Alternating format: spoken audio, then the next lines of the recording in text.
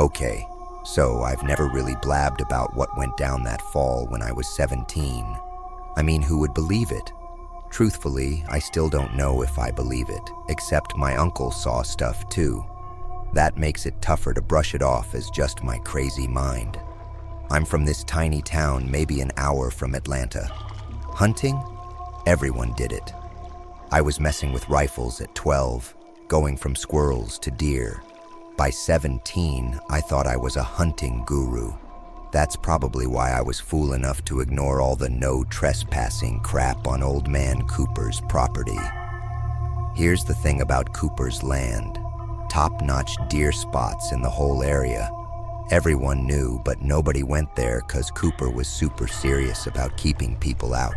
He caught some kids boozing once, nearly shot them with rock salt. But I'd spent the summer scouting it, discovering sweet hunting spots, figuring out where the cameras were, and sneaking in. Early October. Still warm enough for just a jacket in the morning. I got up way early, went through our backyard, across this small river, and into Cooper's woods. I had this killer spot picked, a natural hide in some white oaks where I could see a deer trail. I even made this janky platform like 12 feet up, with some wood and rope. Total amateur hour, looking back. I got settled as the sun started poking through. Morning was dead quiet, except for an acorn falling now and then. I had my old Remington 700 with a scope. Nothing fancy, but it worked. First few hours, nada. Some squirrels, a raccoon, no deer. Around 9:30, I was ready to give up when I spotted movement in my scope, maybe 80 yards out. I thought, deer in the brush, but when I zoomed in, I saw it was a person. My heart went nuts.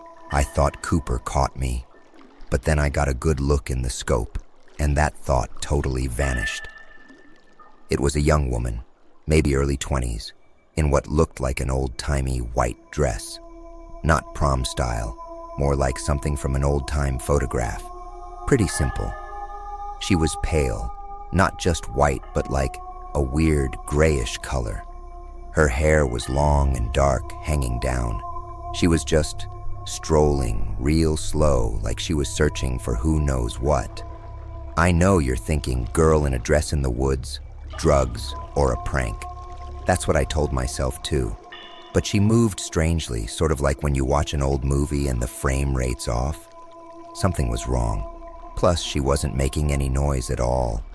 No leaves crunching, no twigs snapping. Zip. I watched her in the scope for maybe 5 or 10 minutes. She wasn't going anywhere. Just walking, stopping to look at the dirt or touching tree. I was so zoned in that I nearly fell out of my perch when a crow yelled right above me. I looked back. She stopped, standing there, totally still.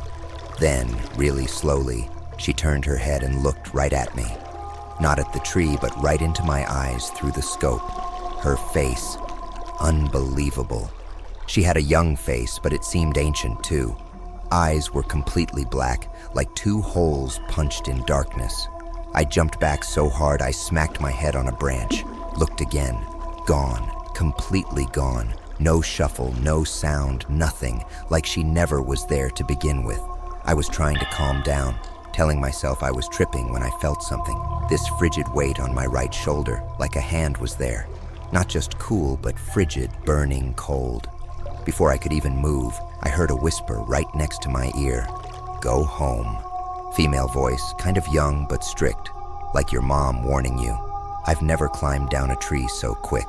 I'm shocked I didn't fall and break my neck. I ran home, burst through the back door, sweating like crazy. Mom thought I saw Cooper with his shotgun. I let her think that. It was easier than the real deal. Next few days, I tried to shake it off. Sleepwalk, dozed off in the stand and dreamed it. Some kind of mind freak. But I couldn't stop thinking about it. I started doing some digging, learning Cooper's land history.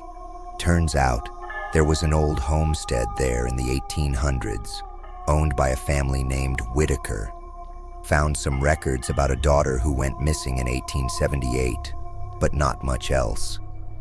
2 weeks later, My Uncle Mike asked if I wanted to go hunting. He could hunt some land near Cooper's, maybe half a mile from where I'd seen whatever it was. I said yes, partly because I didn't want him to think I was scared, but mostly because I wanted to see if something weird would happen again. We got there early, like before. Uncle Mike set up maybe 200 yards from me, watching parts of a field edge. I had a good spot, but I couldn't focus. I kept looking at the trees, looking for anything moving, any white. My uncle probably thought I was the worst hunting ever. I missed 2 perfect shots at deer because I was so distracted. Around noon, we gave up and met up to head back to the truck. Walking on this old road, Uncle Mike got quiet. Then, out of nowhere, he asked if I'd seen anyone else there. I said no, trying to stay mellow. He was quiet, then said something that made me freeze. "I saw something strange," he said.